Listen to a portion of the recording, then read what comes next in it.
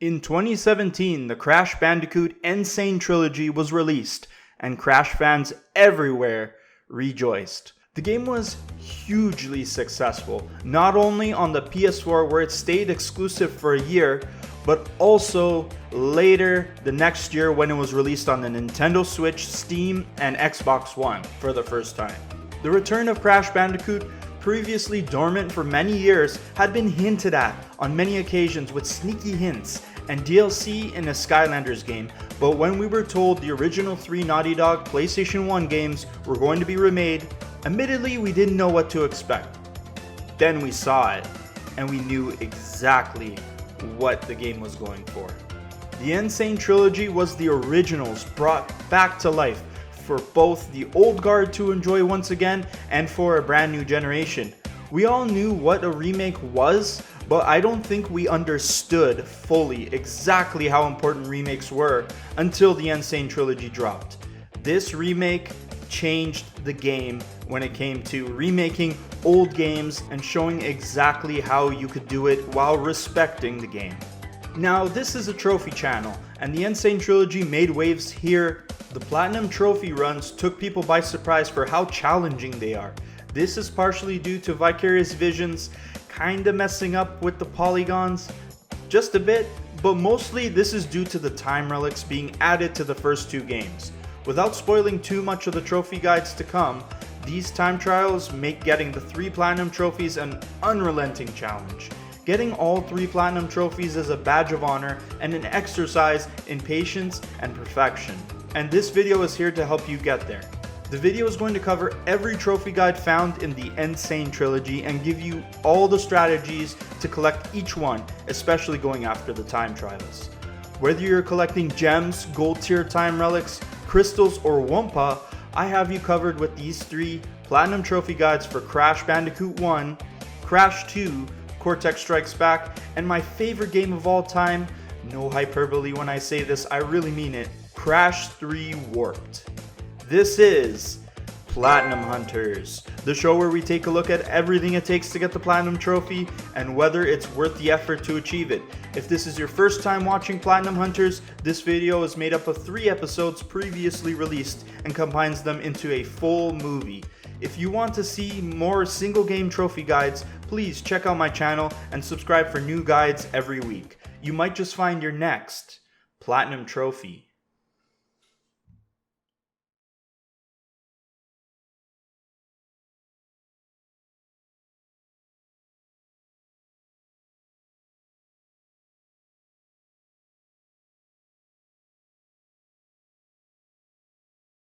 The list of trophies for this one is pretty short compared to most games, at only 23 including the Platinum. First thing you will need to do is play through all the levels once to open up the 3 islands and take down all the bosses. Next, collect all 26 gems including the clear and colored ones. And then the last step is to collect the relics, and they will have to be gold or better. The blue sapphire relics ain't gonna cut it, and that's what makes this game difficult. The gold relics will be your biggest challenge for sure. Just so I don't mention this a billion times in the video, there are plenty of helpful videos and a guide in the description below to assist you with this platinum run. So let's start with the bosses and their trophies. The 2 bronze level boss trophies are Papu Popped for defeating Papu Papu and Ripper Ruined for besting Ripperoo. Both of these boss fights are a complete joke and super easy. The silver tier trophies are Koala Conked for outsmarting Koala Kong and Pinstripe Patooey for making Pinstripe Potteroo swim with the fishes. Okay, Crash is too nice for that. Now the gold tier boss trophies are where the game's bosses put up some of a fight. Nitrous Broken is awarded for beating N-Brio, and Cortex Incapacitated is for the last boss fight, the brilliant nincompoop himself, Dr. Neo Cortex. The Cortex fight is also my favorite in the game, and you will need to learn his patterns to beat him. Along your journey, there are a bunch of easy trophies to pick up. You will get Spin Doctor if you spin an enemy into another enemy twice in the level. This one is going to come very naturally, and probably on the 3rd level, the Great Gate on the 1st island. One trophy you will probably get by accident is I meant to do that, for spinning away an extra life. The first time you collect 3 tokens and unlocked a bonus round, you will receive the trophy. That's what those do. Another early game trophy that can be done as early as the 2nd level called Jungle Rollers. Thanks to the time twister machine found in Crash 3, Crash's sister Coco has traveled back in time and has come to help you. You will get access to this machine after you beat Papu Papu. Make the switch and get the trophy no holds bar by spinning 5 enemies with Coco Bandicoot. Another trophy where you pretty much can't miss it unless you decide to do the whole thing with Crash. One trophy that you will have to go out of your way to get is called the box that broke the Bandicoot's back. At the end of each level, the game shows you how many boxes you missed, by dropping them on your head. If you miss a lot of boxes on your run, the punishment gets even worse, and for this trophy you're going to have to miss at least 35 boxes by the end of the level. The humanity, make it stop. This game also awards you for playing badly, as there are 2 trophies that have a description that simply say, die. The first one is Feed Me, where you have to get eaten by these piranha plants. Oh, wrong game.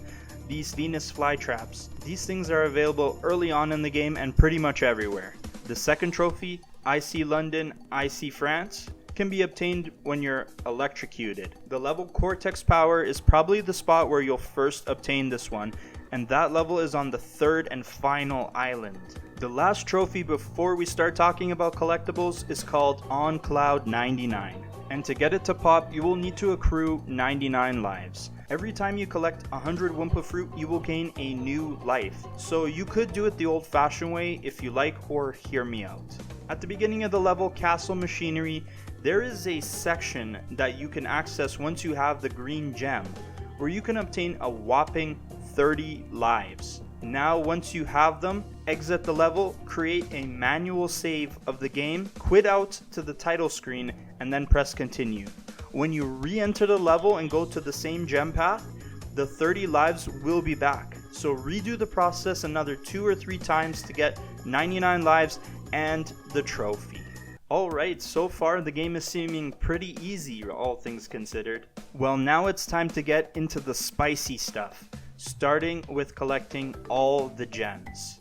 In order to collect the gem, you will need to find all the boxes in a level and reach the very end where you will be awarded the gem. Crash 1 has 26 gems in total, and grabbing 13 of them will get you the trophy, More Gems Are Better. Now collecting all 26 will award you the trophy, the Ultimate Gem Path. Now 6 of those 26 are colored gems. These 6 Infinity Stones, oops, wrong intellectual property. These 6 colored gems can be obtained in 6 specific levels, but have the caveat in that you will not only need to collect all the boxes, but you will also need to do the level without dying. Oh boy. And most of these gems are found on the levels found on the 3rd island, aka the more challenging ones. In order to collect some of the clear gems, you will also need to collect all the colored gems to unlock a special gem path. Remember I mentioned the green gem path while we were going for the 99 lives? You will be awarded the trophy, a hidden gem, when you take your first gem path route. The green Infinity Stone, god damn it. The green gem is obtained on the level The Lost City, and you will have to get the boxes in both the Tana bonus round and the Embryo bonus round. One thing I forgot to mention is if you die in the bonus rounds, that's okay. You don't have to start the run all over again. Just keep playing the bonus rounds till you beat them. You will need the green gem for the gem paths in the aforementioned Castle Machinery level, and as well Jungle Rollers. The next one is the orange gem, found in the level Generator Room. This level is tricky with lots of moving platforms, falling platforms, and weird angle jumps in 3D space. Definitely one that needs some practice, but you will need this gem for the gem path in the level Upstream. Immediately following that level, you can do the blue gem in Toxic Waste, which is the easiest level to beat. It's all about timing and jumping over the rolling barrels. The gem paths for the levels Rolling Stones, Cortex Power, and Jaws of Darkness will open up. The hardest colored gem to get is the red one, which is found in the level Slippery Climb. You will need some serious practice to scale these castle walls without dying. Lots of moving platforms and big leaps of faith in this one. But once you clear it, you will unlock some serious pride in your skills, and as well the red gem paths for the level Native Fortress and Road to Nowhere. From there, skip the purple gem for now and go to the yellow gem instead, which is found in the level The Lab. This one is not too tough to do, just take your time traversing it and deal with the hazards in your way slowly. The yellow gem path will unlock for the levels The Great Gate and Lights Out, which happens to be the next place we're going to get the purple gem. The reason we skipped it is because the yellow gem path will get you access to the last 3 boxes you need. Lights Out is not a super tough level either, but you will need to move quickly because your Aku Aku flashlight runs on a timer, and if you don't grab the next one in time, the level is going to definitely leave you in the dark. Unlocking the purple gem grants you access to the gem path in Boulder Dash.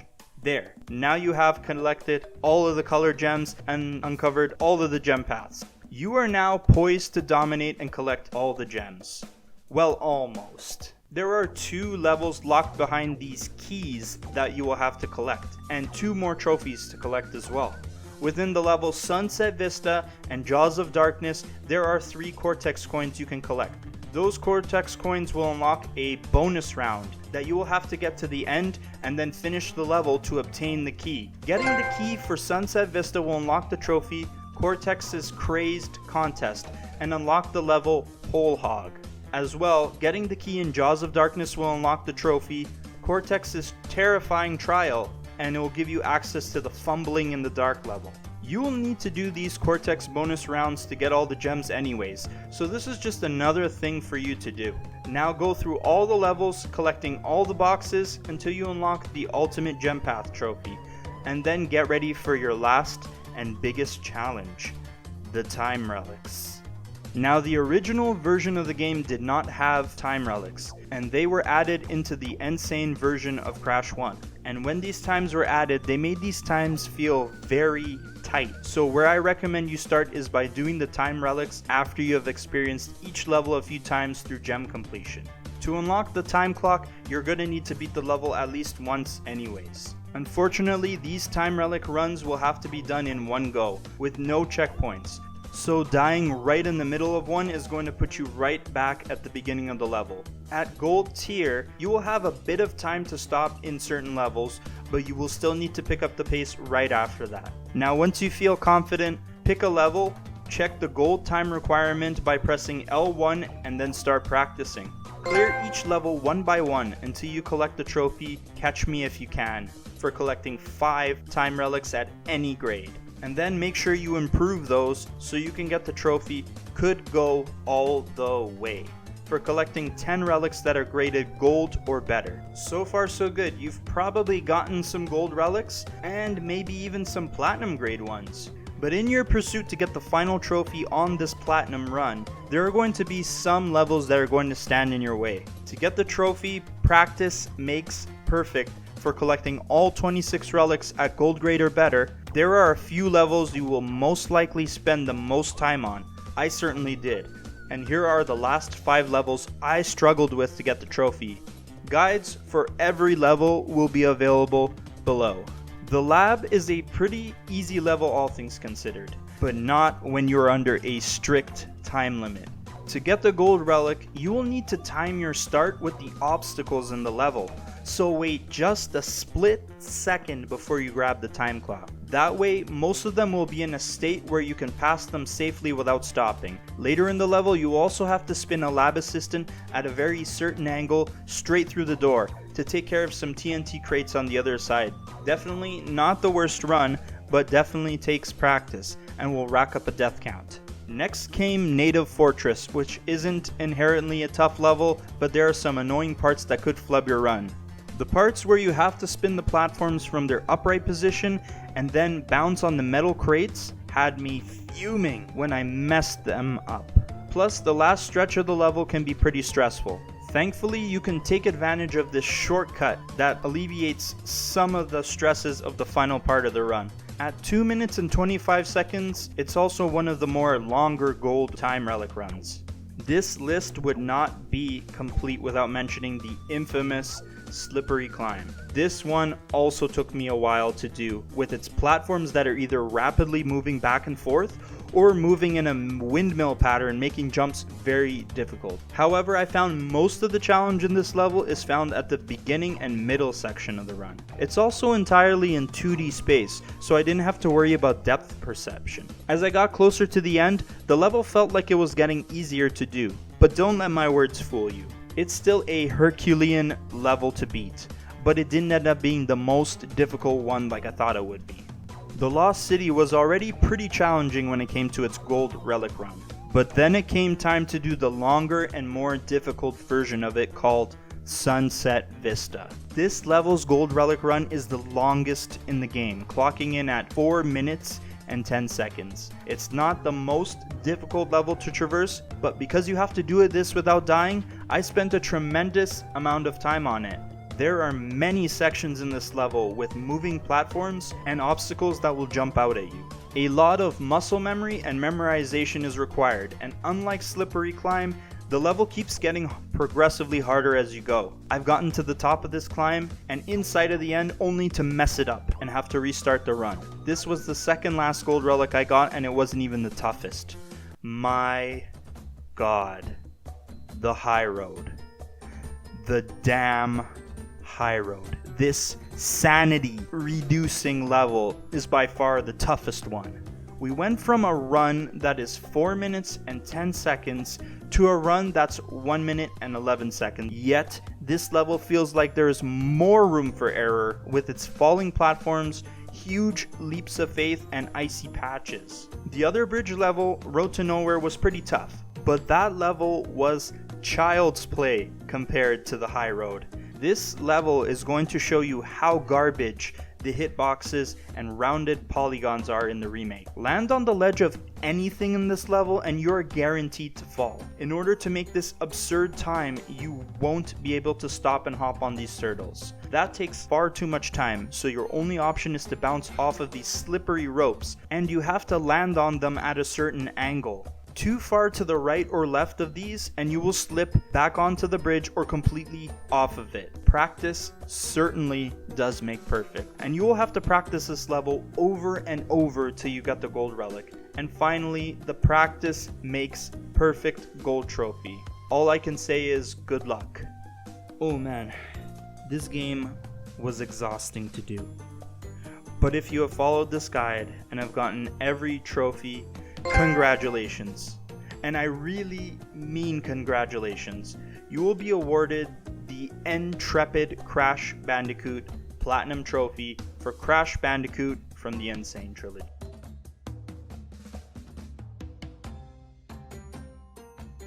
For my 100% completionists out there, you are not done yet. Vicarious Visions released a level pack as DLC called Lost Treasures, which features another level to beat and 2 more trophies. This level was also created way back in 1996, but was cut from the original game because the Naughty Dog devs thought it would be too difficult. It lay dormant inside the code, only accessible by use of a Game Shark and in an incomplete and buggy state. This level is called Stormy Ascent, a longer and more maniacal version of Slippery Climb.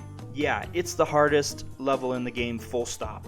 For the trophy, the Crown Jewel, you will need to get the Clear Gem, which involves doing the Embryo bonus round as well. But the biggest challenge is the trophy, an Ancient Antiquity, which requires you to get the Time Relic at Gold tier or higher, just like the rest of the game. The Gold Relic Run puts Slippery Climb, Sunset Vista, and the High Road to shame. At 4 minutes and 30 seconds for the gold relic, there is plenty of room for you to be impaled or fall to your death. As of recording this video, I was able to get the clear gem for this level, but I have yet to get the sapphire time relic, never mind the gold one. I will keep you guys posted should I ever get it.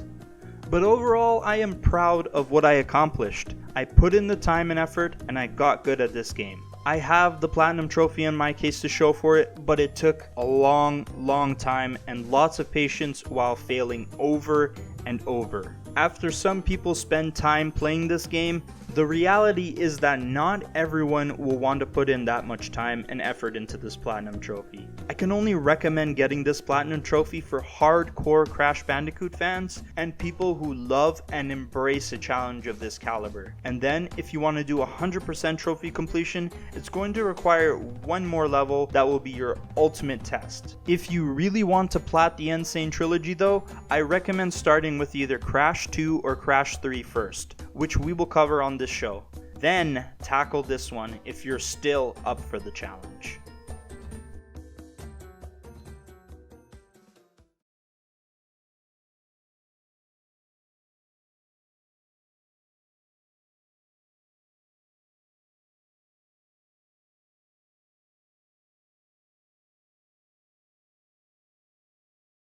Crash 2's Platinum Trophy run will either be easier or harder, depending on which part of the series you started in. If you started here, you are in for a big challenge thanks to the time trial trophies. Compared to the first game, the gem collection process is way easier, especially with the colored gems that you no longer have to collect by beating the levels without dying. But with the addition of the time relics added to this game, many of the times added feel really tight even at gold relic tier. Doing these time relics might feel better thanks to Crash's upgraded moveset, but they are still going to give you a massive challenge, requiring you to be nearly perfect on your runs. I feel good about rating this one hard in difficulty, or a 6 out of 10 on the difficulty scale, but let's jump into the list of trophies so you can see for yourself.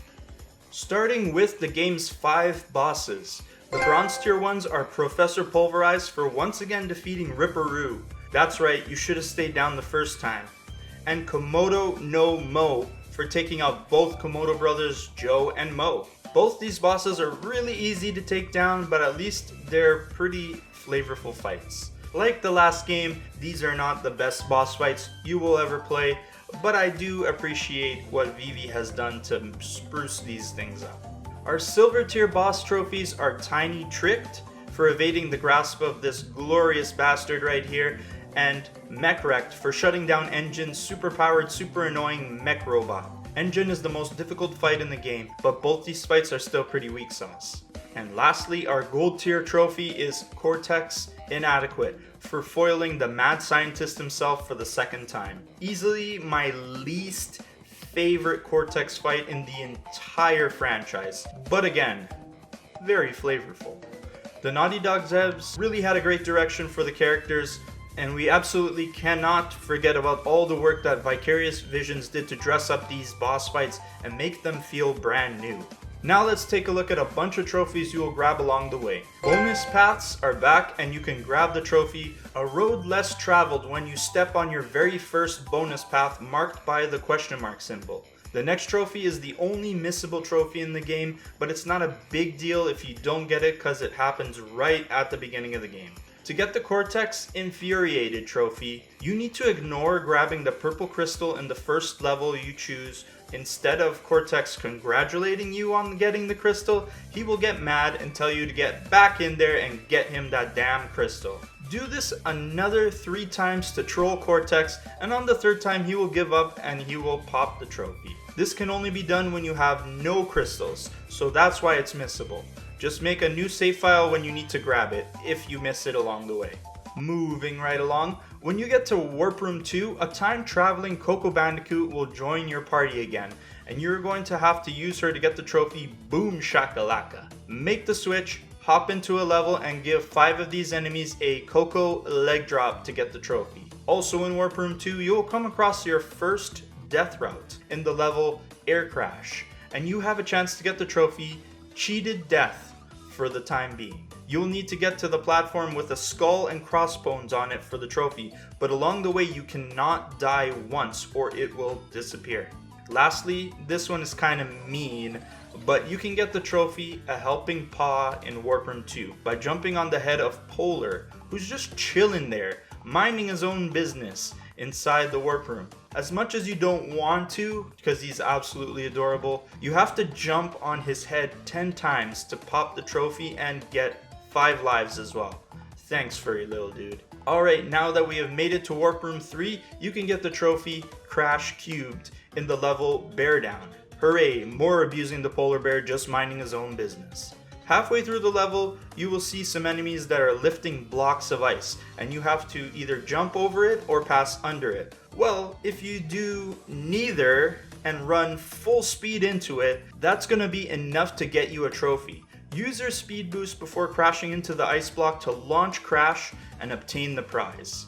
Okay, this is going swimmingly. Now we're headed to Warp Room 4 and specifically the level Behaving, where you can get 2 trophies. The first is Buzz Off and is given to you when you eventually get stung by these pesky bees. Simple death trophy. Now for the next one, you're going to poke the hornet's nest so you can get 99 lives and the trophy 99% Perspiration. Counterintuitive, yes, but this is a secret spot that will keep pumping out lives if you do this correctly. Go to this hive here, that's right after the first checkpoint, and then slide spin like this. The trick is to get the timing right so that you kill all the bees and don't get yourself stung.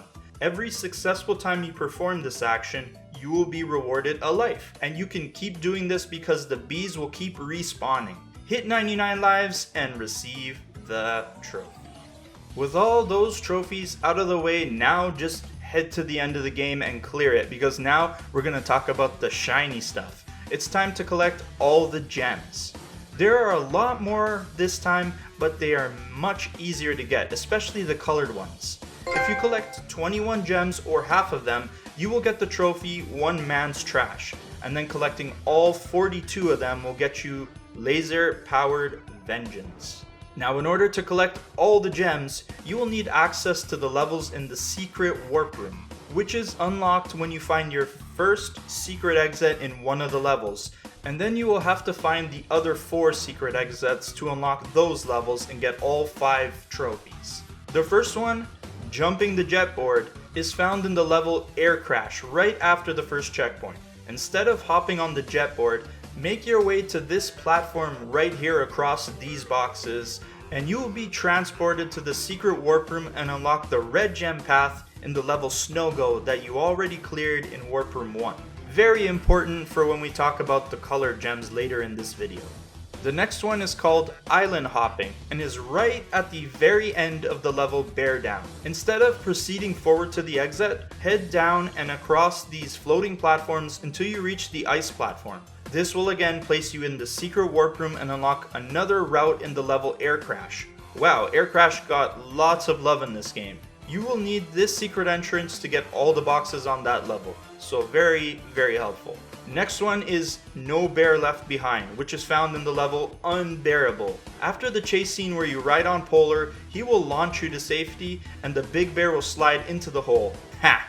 Instead of exiting the level, go meet up with the little polar bear and you will be transported once again. A new level will be accessed in the secret warp room called Totally Bear, which is totally a pain in the ass. Next, we are heading over to the stage Diggin for the secret exit and the trophy, the Flora Flop. There is a fork in the path of this level, and at some point, the 2 paths will meet back up again. This is the spot where you can find one of these piranha. Nah. I already made this joke in the last guide. This angry plant thingies. Let's just roll with that, man. You can find one of these angry plant thingies sitting on a platform, and you will have to belly flop or find another way to get rid of him. Once you step on the platform, you will exit to the secret warp room and unlock a special path for another level called Road to Ruin. Last one, Hang in There, Maybe, is found in the level Hangin' Out. Later in the level, you will drop into a hole in the floor into a pool of water. Instead of proceeding forward to the checkpoint, head towards the direction of the screen and down another hole in the floor. Then just proceed to the end of the path to find the secret exit. This will unlock the last level you need in the secret warp room called Totally Fly, which is a much more difficult version of the stage Night Fight in the 5th warp room. This will take care of unlocking all the levels, and now you can go out and collect the gems, including the colored ones. So let's see where we can find the colored gems and where the colored gem paths will appear. The blue gem is located right in the very first level called Turtle Woods, and if you knew about this secret, it could even be your very first gem you collect. All you need to do is complete the level without breaking a single crate, and at the end where you tally up the number of boxes, you will be given the blue gem instead of the clear one. This will unlock the blue gem path in the level Hang 8, and you will get the trophy A Diamond in the Rough when you take your very first gem path of any color. The red gem is again accessed from the Snow-Go entrance in the secret warp room after finding the secret exit in Air Crash. Follow the path to collect the red gem. This will unlock the red gem path in the level Snowbiz. The green gem can be obtained in the level The Eel Deal, where halfway through the level you will find a path that seemingly leads to a dead end, but in reality it's a fake wall. Wow, that's fast. Go through the wall, keep going till you get the green gem, and this will unlock the green gem path in Ruination. Now in the level Plant Food, you will notice at a certain point a timer will appear and start counting down. This is how you get the yellow gem, so when the timer appears, book it to the end of the level where the yellow gem will be waiting for you, if you make it on time. This yellow gem unlocks the path in Sewer or Later. Last one is the purple gem, and probably my absolute favorite. Hop into the level Behaving and find this staircase of nitro boxes. Well, I dare you to touch them. What? You didn't blow up? That's because they are fake. And if you hop on top of the stairs, you'll be transported to another part of the level where you can collect the purple gem. Keep going along this new path till you get it.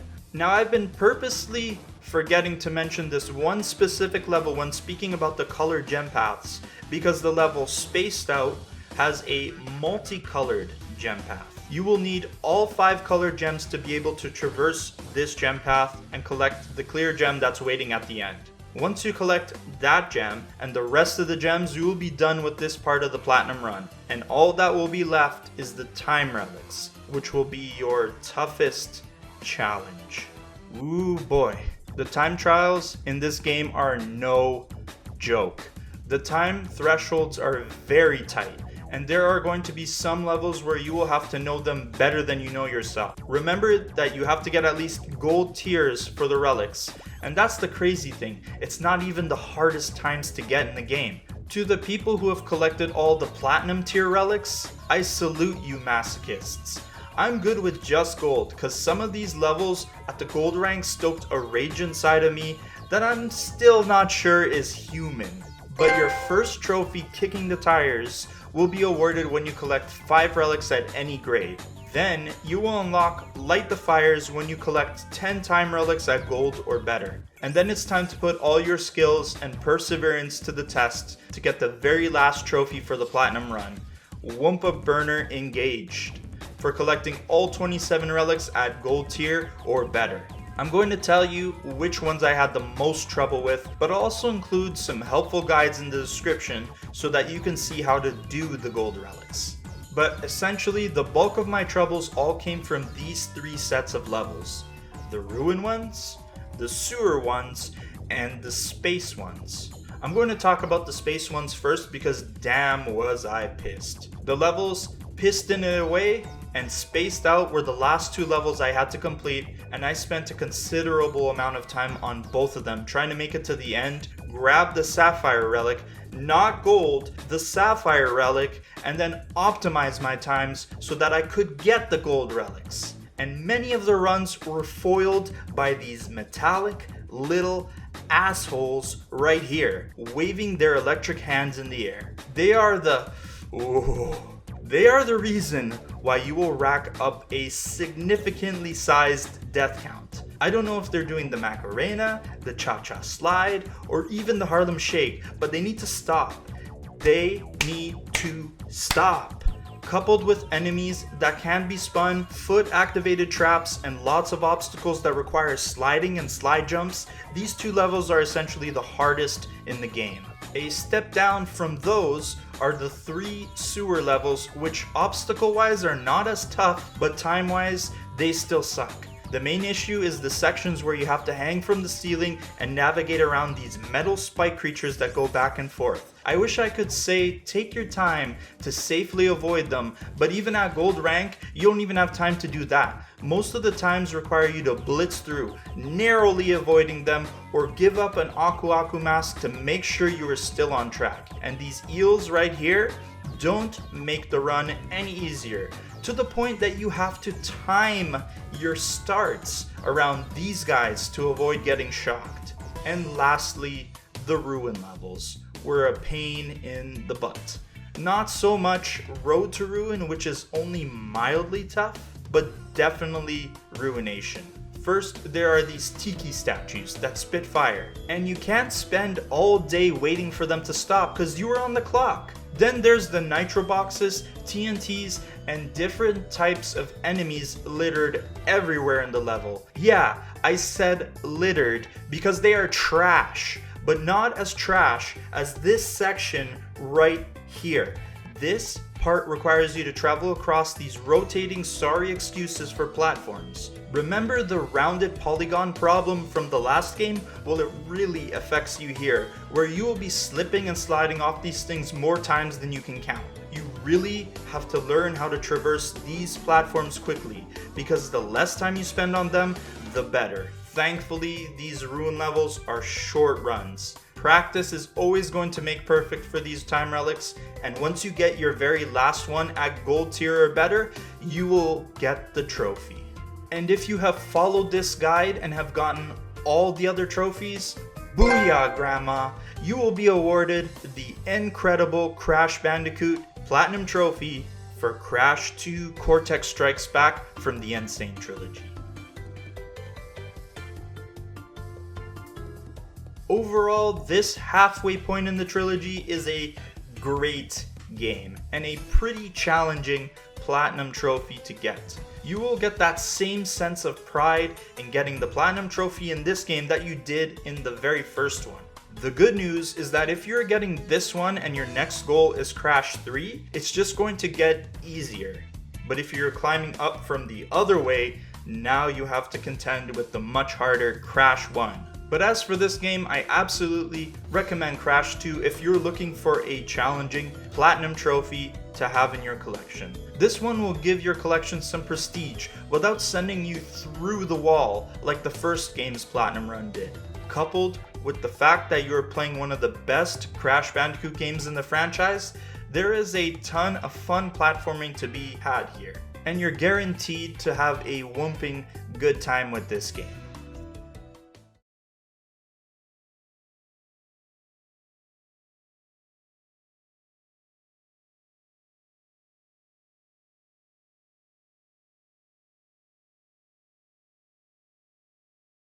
As I mentioned before, Crash 3 is the easiest plat in the N Sane Trilogy. It is the de facto place to start if you are just starting these games for the very first time and you want the challenge level to go up gradually. Unlike the other two Crash games, the time trials were in the original PS1 version of this game, and many of those time thresholds are similar to the original, meaning that they're much easier to handle. The N Sane versions of Crash 1 and 2 have very tight time trials, even at gold tier, but Crash 3 feels a lot less painful and more manageable. There are a few standouts though, but we'll outline them in due time. The full Platinum Run consists of beating each level, first nabbing all the crystals, and beating the game's 5 bosses.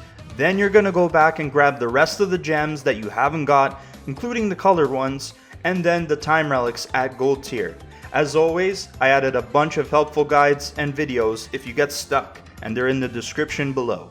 Let's start where we always start, and that's our resident baddies. Our sinister 6, including Uka Uka of course. My boy Tiny is back, and we get to fight him in a gladiator arena for the trophy, Tiny Trounced.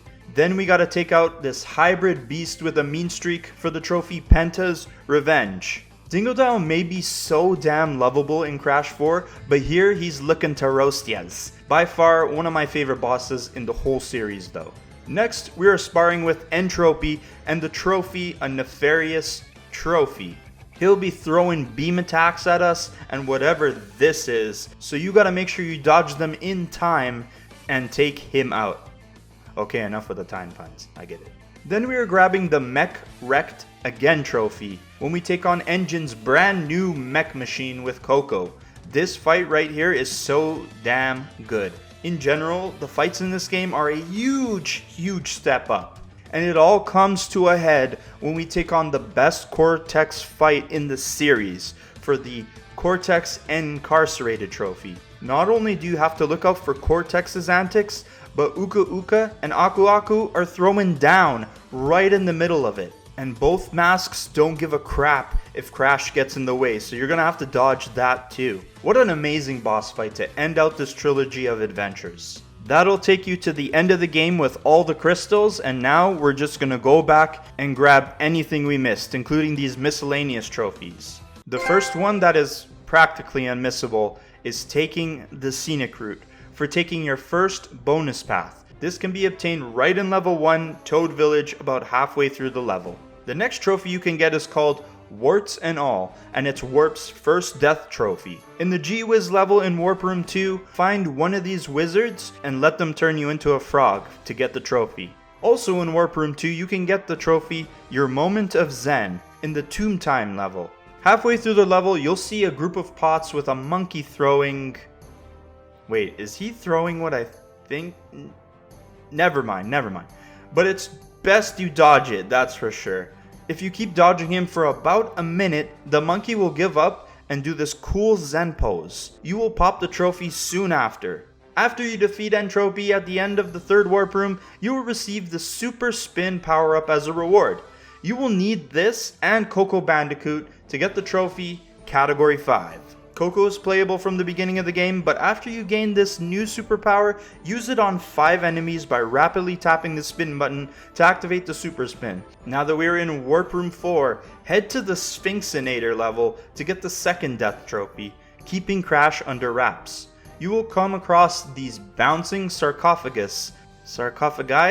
Yeah, that's it, sarcophagi. In order to get the trophy, you will have to spin it open first. Once the mummy pops out, let him grab you to pop the trophy. You can't get it by walking into the sarcophagus, you will need to crack it open first. After you've completed Warp Room 4, you can gain access to the Wumpa Bazooka. This thing is absolutely amazing, maybe too amazing, as it makes certain things in the game absolutely much easier. You're gonna need this beastly cannon to take care of some trophies. The first one, called Trigger Clicking Good, is located back in Toad Village, the very first level in the game. And you will have to shoot 5 chickens with bazooka in hand. Now, one run of the level isn't going to have 5 chickens, so what you can do is roast one of them and then purposely die to a nearby enemy. That way, you'll spawn right in front of another chicken. Rinse and repeat. Then head back to Tomb Time for another trophy called the Riddle of the Sphynx. Right in the very beginning where Cortex's ugly mug is, there are 2 spots on the statue that you can shoot with your bazooka to mess with it. You will know exactly where the right spot is when the reticle turns red, and they are both located underneath his chiseled chin. Hit either of these spots to get the trophy and a free life. Wicked. Speaking of extra lives, our last trophy in this section tasks us with accumulating 99 lives for the trophy A Stitch in Time Saves 99. In the other 2 Crash games, there was a trick to getting these lives very quickly, but there's no such trick in Crash 3. You're going to have to farm them the old-fashioned way by getting 100 Wumpa to get an extra life, and the best place to do this is in the level Orient Express in the first warp room. This is the level where you ride on top of Purah, and you can leave the level with 5 extra lives every time you run it, so keep farming lives there. Just remember to manually save and then reload your file every time you complete the level once, or you won't get the extra live boxes to reset. With that out of the way, we can move on to our next section, and we are going to flip the script for this final game in the trilogy. Instead, going for the time relics before we collect the gems, and there's a good reason for that. Each time you collect 5 new time relics of any grade, you will unlock a new level in the bonus warp room. 2 of these will unlock alternate routes for existing levels that will help you get the rest of the gems. The other 3 are brand new levels with their own gems and time relics, so it's important that you unlock all of these as soon as possible. You could always just get Sapphire ranks and unlock them that way. That will net you the trophy, buckle up boys, buckle up, after collecting your 5th time relic. But I personally recommend you go big from the get-go and start nailing these gold time relics. You will get Is There a Problem Granny? For clearing 10 relics at gold tier or better. And then the ultimate goal is to get the trophy Booyah Grandma, Booyah, after completing all 30 time relics at gold tier or better. The majority of the time relics in these games are not going to be that difficult. In the last games, I really had to push myself to net gold times for a lot of levels, but in this game I found myself getting the gold relic time on my first couple of runs. I could be biased as I know this game very well, but I genuinely believe that many of these gold relics will be easy to get. That's not to say there aren't some tough runs, cause there certainly are. We are going to outline the ones that will give you a challenge. But before you attempt any of these, make sure you beat Cortex and have the running shoes. If not, don't even bother yet. Just beat the game first. The 3 toughest runs came from the Arabian levels, Hangin High, High Time, and Flaming Passion. In all 3 of these, the gold relic time was pretty tight, and you face off against similar issues as the sewer levels in Crash 2.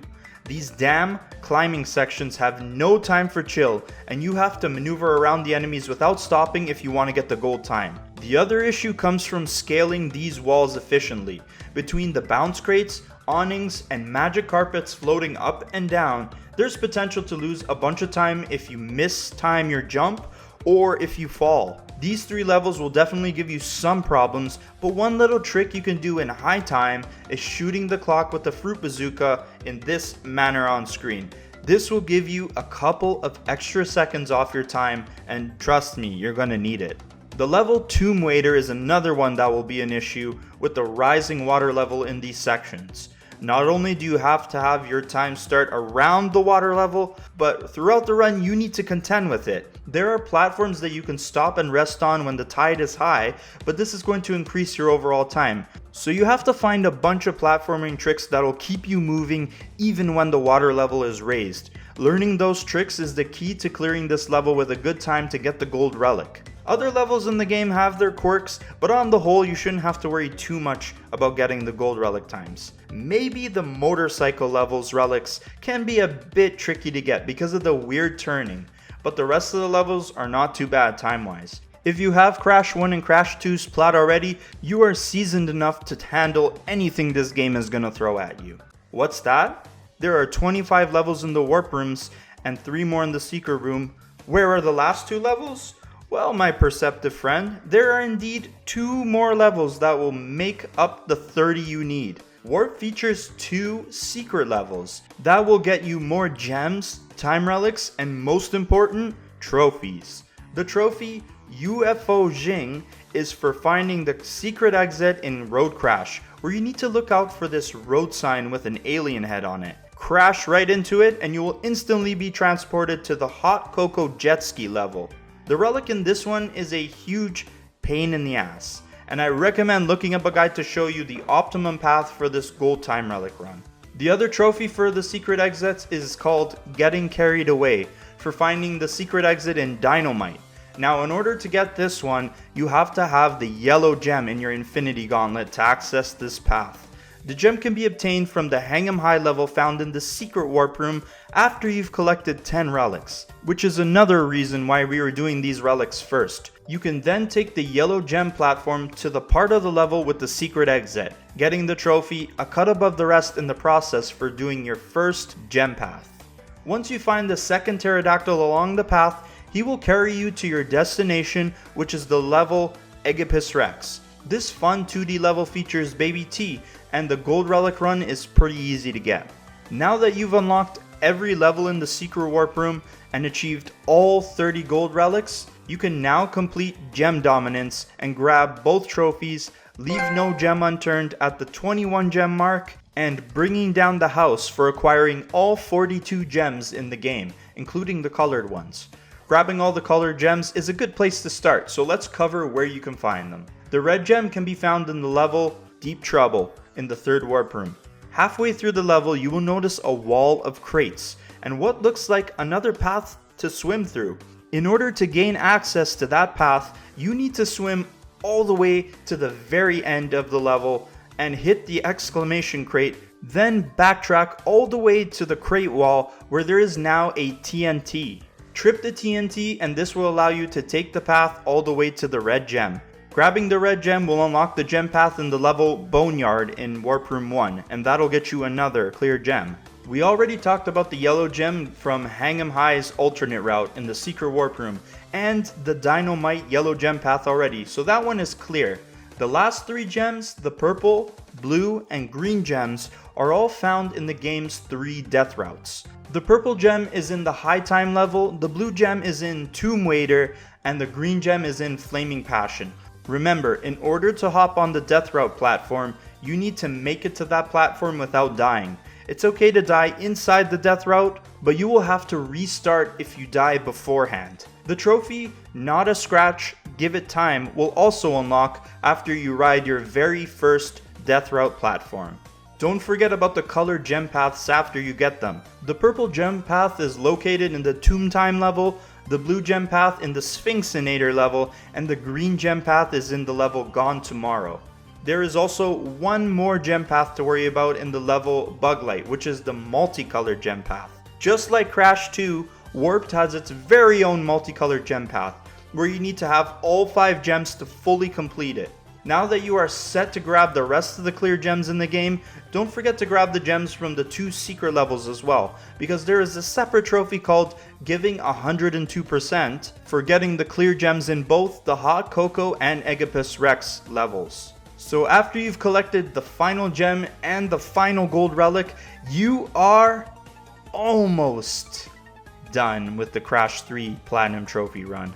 There is one more sneaky trophy to grab, and it is found in the very first level.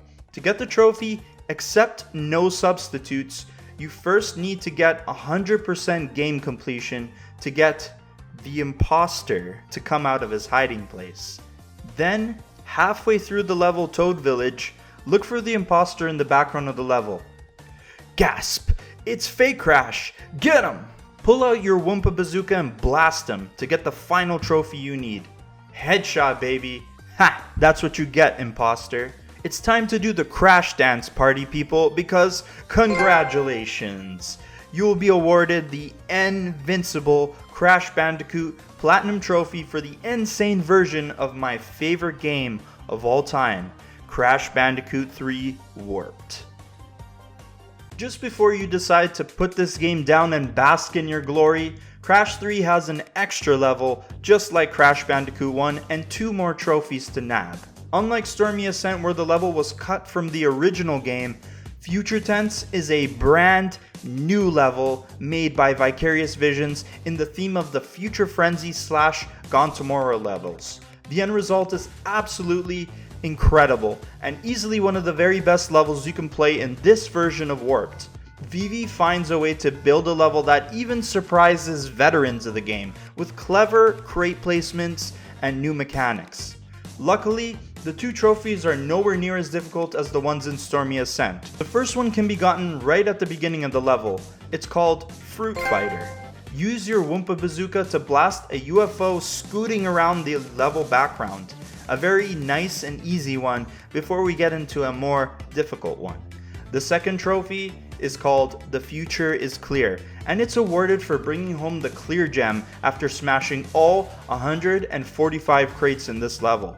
This is significantly harder because the level has a death route that you will need to reach without dying, and the run up to this platform is littered with freaking nasty obstacles. Once you reach a checkpoint inside of the death route, you will be allowed to die again, which makes the rest of the crate collecting easier.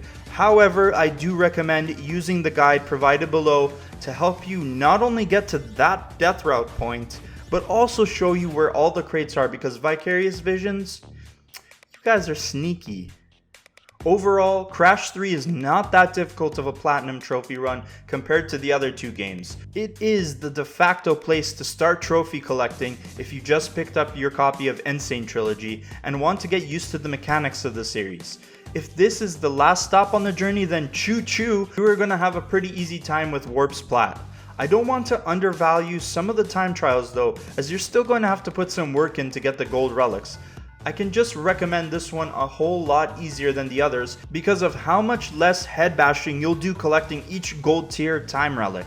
No matter where you start in the N Sane Trilogy though, just know that all three of these games are classics and worthy of your top shelf on your trophy case. I love the Crash series and want as many people to enjoy these games as possible. Play them just because they are amazing and then go for trophy supremacy when you're ready. I hope all three of my guides here on Platinum Hunters lead to you obtaining all three platinum trophies one day. Thank you guys so much for watching. If you made it to the end of this video, I love you guys. I seriously do. Let me know down in the comment sections that you made it here. And also let me know if this has been helpful for you getting the platinum trophies for these three games. I got more series videos in the works, but I also got a lot of single trophy guide videos already on the channel, so check that out, and I'll see you guys in the next one. Enjoy your trophy guide hunting expeditions, and peace out.